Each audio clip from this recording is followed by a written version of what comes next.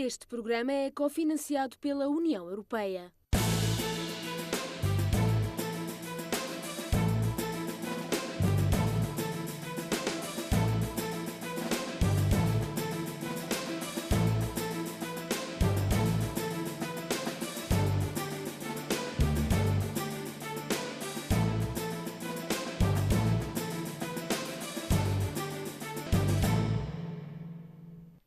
Olá, seja bem-vindo a mais uma edição do Mais Europa, o programa que lhe dá a conhecer semanalmente a atualidade europeia.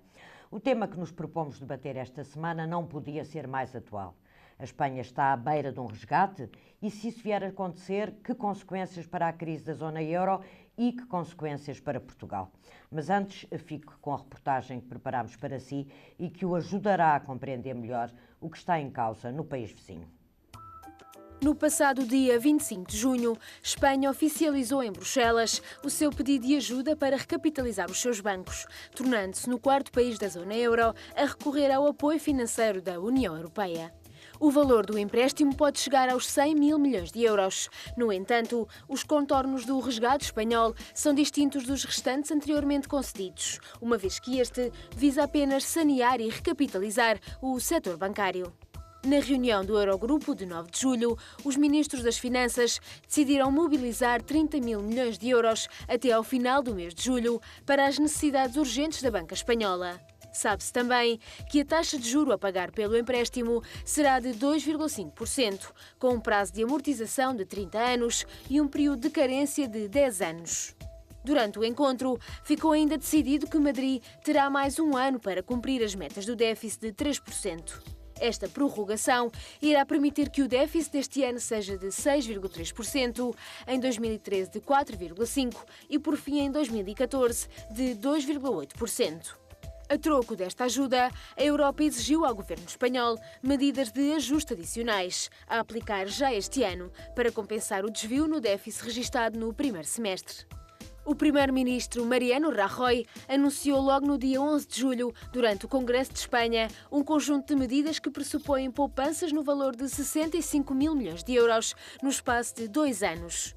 Corte de subsídio de Natal de 2012 da função pública, corte de 7,1% do salário dos membros do governo, redução nos subsídios de desemprego a partir do 6º mês e ainda cortes nas despesas ministeriais são apenas algumas das 35 medidas de austeridade já aprovadas em Conselho de Ministros. Mas há mais, como o aumento do IVA que entra em vigor já a 1 de setembro. A taxa normal sobe 3 pontos percentuais para 21% e a taxa média foi fixada nos 10%. Quanto à taxa reduzida, que tributa os bens de primeira necessidade, mantém-se nos 4%. O governo espanhol comprometeu-se ainda a aprovar até ao final do ano 20 novas leis, entre as quais a Lei da Transparência, Lei contra a Fraude Laboral e ainda um novo Código Penal Económico. Convidamos para o nosso debate de hoje José Ferreira Machado, diretor da Nova School of Business and Economics, e Manuel Caldeira Cabral, professor da Economia da Universidade do Minho. Peço desculpa. Boa tarde a ambos. Muito obrigada por terem aceito o nosso convite. Senhor professor, comece por si. Na Europa hoje, a realidade consegue ultrapassar quase sempre os nossos piores pesadelos. Quem diria que estaríamos esta semana e neste dia em que estamos a gravar o programa a falar da possibilidade de um resgate à Espanha nos termos em que foi feito a Portugal ou à Grécia ou à Irlanda. Como é que isto é possível? Eu acho que a principal razão pela qual isso é possível é porque as lideranças europeias têm ido sempre atrás dos acontecimentos.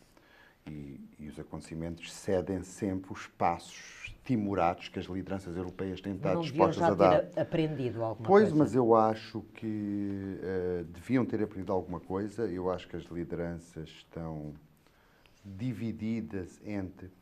Há um grande problema na União Europeia, que é a não coincidência entre a esfera de legitimidade política das lideranças europeias e a esfera na qual as suas decisões têm impacto. E isso faz com que isto gere estas disfuncionalidades que estamos a ver. Eu acho que... Mas há uma coisa óbvia, os mercados continuam a não confiar não. Que a zona euro tenha um futuro com alguns países que hoje fazem parte. E continuam a não confiar, sobretudo, não é com os países, é com os mecanismos de governo da própria União Europeia ou da zona euro que estão em atuação. Um bom exemplo é a questão do mecanismo monetário de estabilidade, que os europeus ou as pessoas que decidem hesitam sobre o que fazer com ele quando a generalidade dos economistas pode comprar. Quando a generalidade dos economistas acha que a questão crucial é dotar esse mecanismo de uma licença bancária e de poder de fogo ilimitado para poder, digamos, dizer qualquer coisa assim. Nós compramos dívida sempre que os spreads ultrapassarem 200 pontos. Alguma regra de intervenção. Mas justamente verdadeiramente estabilizadora. Esta crise piorou na Espanha porque ninguém tem a certeza de que as decisões que foram tomadas na Cimeira Europeia de 28 e 29 de julho, que implicavam essa possibilidade, algumas vezes venha a ser concretizada. Um economista muito influente, o Paul de Croo, disse, e com razão, na minha opinião, que os próprios termos em que foi possibilitado nessa cimeira que o mecanismo monetário de estabilidade interviesse nos mercados era ele próprio desestabilizador. A imagem que me ocorre é a guerra do Raul Solnado. É dizer assim, eu vou à guerra só com uma bala. Atira a bala, depois tenho que ir buscar. E, de facto, o que essa cimeira disse ao mecanismo monetário é que ele pode ir à guerra com um número muito limitado de munições. Isto é mesmo desafiar o adversário e, de fundo, é uma intervenção tipicamente desestabilizadora. Quando se intervém nos mercados desta forma para os tentar estabilizar, é necessário ter poder de fogo ilimitado. E quando não se tem? E quando não se tem, está-se, no fundo, a dizer eu posso intervir até aqui, mas se tu me chutares contra esta barreira, eu já não posso fazer nada. Está-se mesmo a incentivar os mercados a chutarem com esta barreira, porque os ganhos aí de forçar essa barreira são muito grandes. E, portanto, este tipo de intervenção tímida, timorata, a reboque dos acontecimentos, que é muito, penso, o Estado... Eu acho que a senhora Merkel é decisiva e não só a sua política, como a sua personalidade é decisiva deste modo de fazer as coisas. Que vai fazendo sempre muito pouco e muito tarde. Muito pouco e muito tarde e depois não nos podemos admirar das situações saírem fora do controle. Manuel Caldeira Cabral, para alguém que nos esteja a ouvir e que tenha acompanhado a vida política nacional e europeia, lembrar-se-á, porventura, porque não me aconteceu há muito tempo, que há muito pouco tempo a Espanha era um país exemplar na União Europeia. Tinha um superávit orçamental, chegou a ter um superávit orçamental antes da crise financeira, tinha uma dívida que era das poucas que cumpria aquilo que estava estabelecido em Maastricht, 60%. Era uma economia que em Portugal se dizia que crescia muito bem, ao contrário da nossa. Como é que é possível que um país nestas condições esteja hoje na situação em que a Espanha está? Eu acho que há fatores no crescimento de Espanha que não eram tão saudáveis e que hoje sabemos, que era um crescimento baseado na procura interna e muito baseado no imobiliário e com uma certa bolha imobiliária, etc. Mas eu acho que principalmente a Espanha arrasa completamente o discurso e a narrativa feito pela senhora Merkel, mas feito também por muitas pessoas, por exemplo, em Portugal, um discurso em que o problema foi dos países individuais, dos países do Sul, excesso de endividamento, déficits descontrolados e que foi isso que conduziu à ruína destes países. O problema era sempre um problema na Espanha não foi isso. Claramente que não. A Espanha tem um nível de endividamento quase 10 pontos percentuais em termos do PIB inferior ao da Alemanha. Teve, durante a última década, várias vezes um saldo das contas públicas positivo, coisa que a Alemanha não teve, e cumpriu, na generalidade dos anos, os critérios de Maastricht, coisa que a Alemanha não fez. Portanto, obriga-nos a retirar da equação essa explicação pura e simples de que era porque eram países endividados com déficits excessivos, etc. Temos Sim, que a ideia dos alunos mal comportados e que começam a castigar. E essa foi a lógica da senhora Merkel, mas foi uma lógica que era estes países têm que ser castigados e foi, em vez de se encontrar soluções, eu acho que para além e eu concordo inteiramente com o que disse, para além desta arrastar de falta de capacidade de decisão política e de arrastar as decisões que foi piorando, e, de facto, quando se dá poder de fogo a estas instituições, às vezes não tem que se disparar um único tiro. É como a Guerra Fria. É por toda a gente saber que todos tinham armas nucleares e que as poderiam usar, que ninguém precisou de as usar. E, de facto, é isso que está a faltar. Mas toda a gente diz isso. Toda a gente diz, na Europa, os economistas mais reputados, toda a gente diz que é preciso que esse poder de fogo seja real para, de facto, não ser disparado. Mas nada acontece. Eu penso que tivemos muito tempo na Europa centrados nesta narrativa. É que, para além do arrastar das decisões, havia o tipo de decisões que se iam tomar. As decisões que a Alemanha andou a impor à Europa nestes últimos meses todos foram soluções punitivas. Para além das condições, e de facto havia países com fragilidades, e Portugal era um deles, a Grécia era um país com uma situação muito mais complicada, a Espanha terá outras fragilidades, a Irlanda, que também já foi um exemplo na Europa, tinha outras fragilidades. A Itália tem outras, a França tem outras. Claro, as restrições havia, para além destas condições, que eram verdadeiras em alguns países, mas que a Espanha demonstra que não eram a causa, ou que não são a principal causa neste momento, havia as restrições que já foram aqui referidas. O Banco Central Europeu não tem poderes que normalmente os bancos centrais têm. Não faz financiamento por emissão de moeda, não é financiador de último recurso, não tem este poder de fogo. E depois houve as políticas. As políticas, o que se fez, quando se fez esta instituição, este quadro institucional mal feito europeu, muita gente chamou a atenção, mas houve uma certa leviandade de dizer sim, mas com a solidariedade entre os países europeus, se houver mais problemas e se alguns pequenos países tiverem problemas, disse muito isso quando foi da Islândia, que se a Islândia estivesse no euro é óbvio que havia um resgate interno no euro, nem era preciso isso, porque havia a confiança gerada por estar no euro. Ora, essa confiança acabou e foi, de facto, a falta de solidariedade e a falta de capacidade de rever uma estrutura, uma arquitetura mal feita para o euro, que está a prolongar esta crise e está a gerar uma crise de confiança muito grande.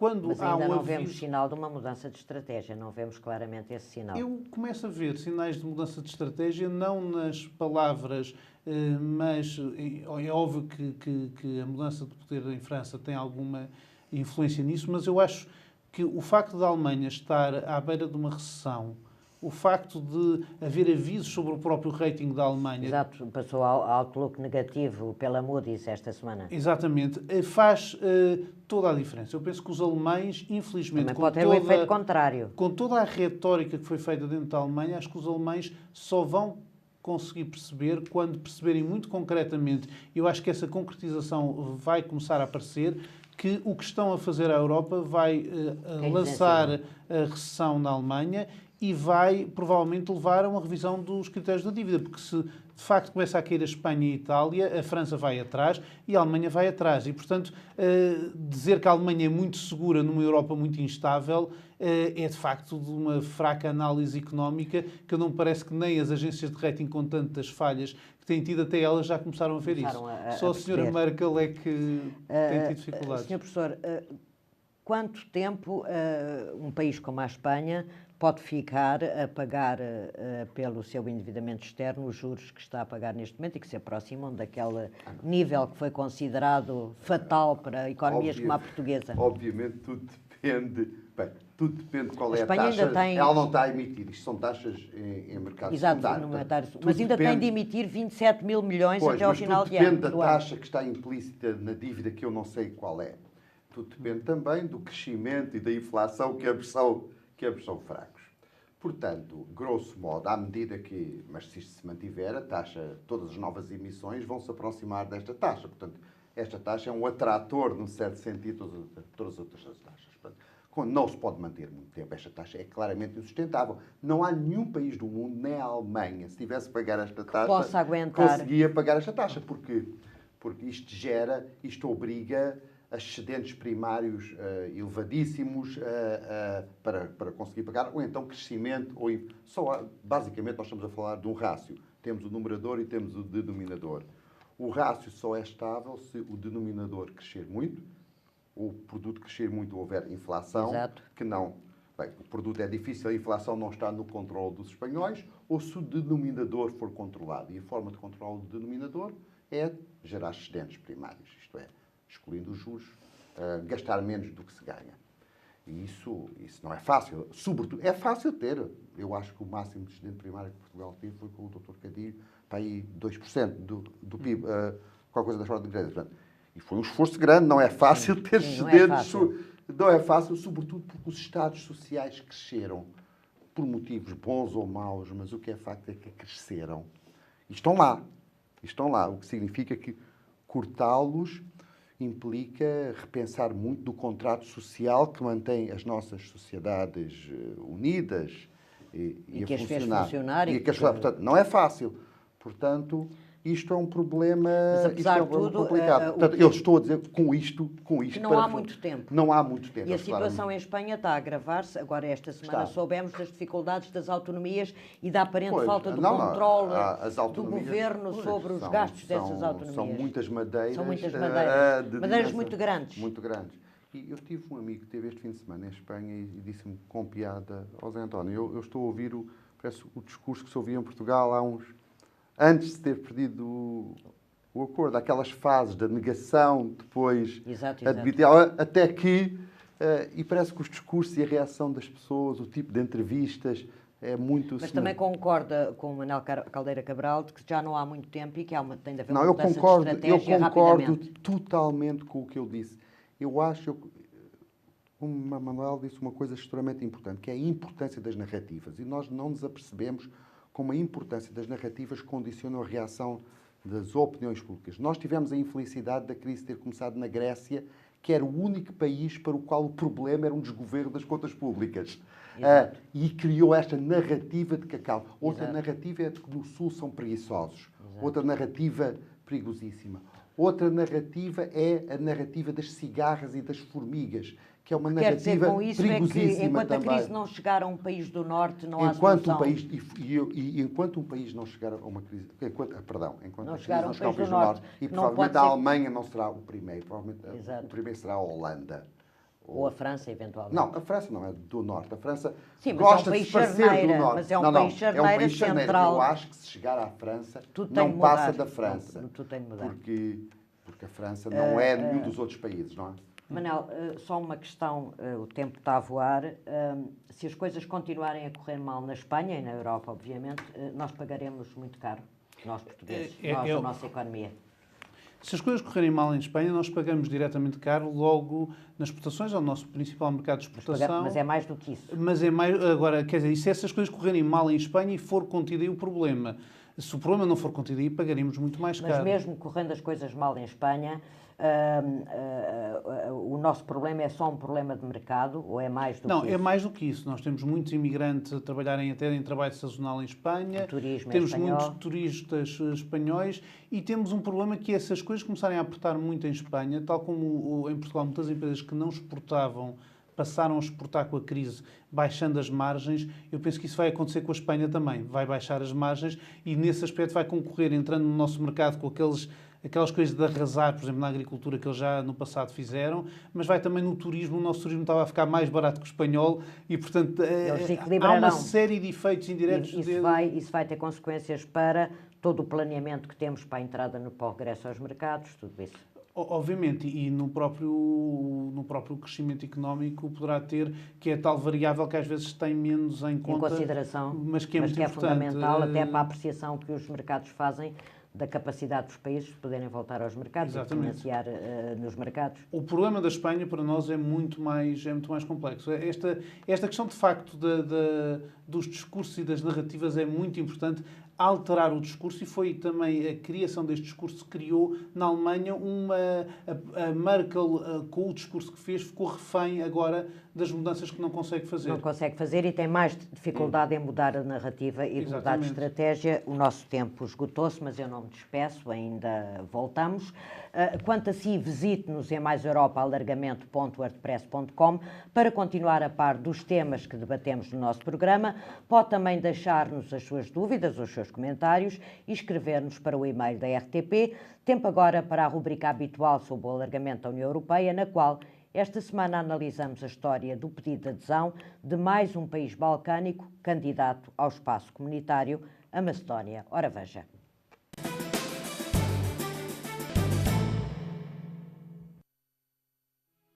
A República da Macedónia é um pequeno país balcânico com 2.100.000 habitantes e um PIB per capita de 3.600 euros, que se tornou independente da antiga Jugoslávia em 1991. O seu caminho rumo à adesão ao Bloco Europeu teve início em novembro de 2000, com o lançamento do Processo de Estabilização e Associação, que em 2003 foi confirmado com a Política da União para os Balcãs. A 22 de março de 2004, a Macedónia submete a sua candidatura de adesão à União Europeia ao Conselho Europeu, que, por sua vez, pede à Comissão Europeia, em maio, que prepare um parecer relativo ao candidato. Ainda nesse ano, tem lugar o primeiro encontro do Conselho de Estabilização e Associação entre o Bloco Europeu e a Macedónia. A 14 de fevereiro de 2005, o governo macedónio entrega o questionário necessário à conclusão do parecer da Comissão. Este parecer formal do Executivo Comunitário é divulgado em novembro, o que levou a que, no mês seguinte, o Conselho concedesse à Macedónia o estatuto de país candidato e, em janeiro de 2006, adotasse a primeira parceria europeia. Em janeiro de 2008, entra em vigor o Acordo de Facilitação da Emissão de Vistos para o Bloco Europeu e, em fevereiro, o Conselho adota a parceria de adesão para o país. Em março de 2008, a Comissão Europeia adota a Comunicação para os Balcãs, onde são definidos quais os requisitos a cumprir para que a Macedónia passe à próxima fase do processo. Também neste ano é lançado o Diálogo para a Liberalização de Vistos, para a qual a Comissão estabelece um roteiro especificando quais os critérios a respeitar. Por fim, em outubro de 2009, a Comissão Europeia recomenda a abertura das negociações de adesão com a Macedónia e, em dezembro, entra em vigor o regime de isenção da obrigação de vistos. No entanto, a abertura das negociações ainda não teve início, facto que se deve ao litígio antigo que a Macedónia tem com a Grécia, que se centra na designação de um território grego com o mesmo nome do país candidato. Na estratégia de alargamento 2011-2012, a Comissão relembrou a urgência de uma resolução para este conflito, sem a qual a Macedónia não pode avançar no processo de adesão. Manel, claro que a Macedónia vai levar muito tempo a aderir à União Europeia. Eu creio que a Croácia entrou na porta antes dela fechar, vai ser o 28º membro, mas ainda faz sentido este esforço que a Europa e que estes países estão a fazer para fazerem parte do projeto de integração europeia, quando estamos nesta crise tremenda? Eu acho que esse é um dos grandes desafios, é uma das grandes perdas da Europa. A ideia europeia faz todo o sentido para a Europa, a ideia da comunidade europeia, da União Europeia, e faz todo o sentido para estes países. Um país pequeno, países que têm um passado com conflitos e que tiveram no centro desses conflitos e que... Aliás, durante séculos. Exatamente. E, portanto, faz todo o sentido entrar para uma União Europeia que significava paz, prosperidade, mercado mais alargado, um mercado de 2 milhões de consumidores pobres, é um mercado sem escala para produção nenhuma. Tem 500 milhões à disposição. O risco para nós é que entra mais um país de mão de obra barata. Já há algumas empresas portuguesas deslocalizadas na Macedónia, curiosamente. Já. E no têxtil e vestuário. É um país que funciona melhor do que às vezes se espera. Dentro da antiga Jugoslávia é um país interessante e com algum potencial. É obviamente um país ainda muito relativamente pequeno. pobre. Sim, hoje. É um país pequeno e muito pobre, mas eu penso que funciona bastante melhor do que, por exemplo, a Bulgária ou a Roménia, embora exatamente se calhar por ser mais pequeno. E, portanto, não traria grandes problemas se viesse um dia mais tarde a entrar na União Europeia? Não, eu penso que é um país que não terá grandes problemas, se bem que fazer esta previsão, tendo em conta a postura que muitos países do alargamento tiveram, que poucos anos depois se tornaram muito rapidamente muito nacionalistas e eurocéticos, é uma previsão sempre difícil, mas não me parece que venha a ser esse o caso da Macedónia ou dos países dos Balcãs. Não parece. Sr. Professor, de um lado temos a Europa, em que já ninguém ousa tirar de cima da mesa um cenário impensável há pouco tempo de desagregação, e por outro lado temos a Europa que ainda funciona como um magnete para todos os países de algumas zonas da sua periferia, que sem ela viveriam em circunstâncias muito mais difíceis, do ponto de vista político, da estabilidade, da economia, de tudo. Como é que se resolve esta contradição? Que as coisas não são más em absolutos, são más, depende da perspectiva de onde nós as encontramos, do ponto onde estamos, do ponto de vista... Eu acho que para a Macedónia, a União Europeia, com todos os seus problemas, com toda a instabilidade, é ainda um Eldorado. Acho que, do ponto de vista da União Europeia, esta ideia de exportar estabilidade ou importar estabilidade é uma ideia importante. Gosto muito da ideia de eles serem maioritariamente muçulmanos. Seria uma espécie de antecipação da Turquia. Eu acho que a Turquia não vai, na minha opinião, infelizmente, jamais vai acontecer, ou pelo menos no meu tempo, jamais é uma expressão. Sim, naquilo que nós podemos imaginar não acontecerá. Acho que eles acham que a Europa ainda é o Eldorado, vai pôr mais a nu o problema de governo na Europa, estes pequenos Estados. Sim, porque têm todos um lugar. Não, eu sei que não é o euro. Claro, eu sei que não é o euro, mas os problemas, não é por acaso que os problemas de governo da área do euro começaram com os problemas de governo da União Europeia. São uma versão concentrada desses problemas. E tudo isto se agrava. Mas, ao mesmo tempo, é uma responsabilidade para a Europa. É uma responsabilidade. Eu acho que havia pessoas que o Tony Blair era muito contra a União Europeia, contra a União Monetária, porque achava que esta ideia da Europa ser uma zona de livre comércio a permitia ter uma expansão muito maior. E eu acho que esta ideia de abrir as portas é uma boa ideia. É um projeto de prosperidade e de paz. Mas, apesar de tudo, se nós pensarmos na situação atual da Europa, na fadiga do alargamento que se sente na própria opinião pública europeia, mesmo dos países ricos ou dos países como nós, a Macedónia vai ter, apesar de tudo, e se as coisas correrem bem na União Europeia, de esperar ainda muito tempo. O momento para alargar é mau. O momento para alargar é mau. Se nós estamos a ver que os eleitores alemães se queixam de... Também eles têm a fadiga do alargamento porque associam erradamente... Fosse uma prioridade estratégica deles. Porque associam erradamente a ideia de que são eles que pagam. Exatamente. Que é outra narrativa também... Que agora se criou em volta da Alemanha. Que se criou em volta dela. E que é muito negativa. Querem que eles paguem. Também não é uma narrativa verdadeira, mas isso levava-nos a outro programa. A outro programa, exatamente. Eu agradeço aos dois muito a vossa participação. Chegámos ao fim do nosso programa de hoje. Tempo ainda para recordar que pode e deve continuar connosco no nosso blog e nas redes sociais, no Twitter e Facebook, para continuar a par da atualidade da União Europeia.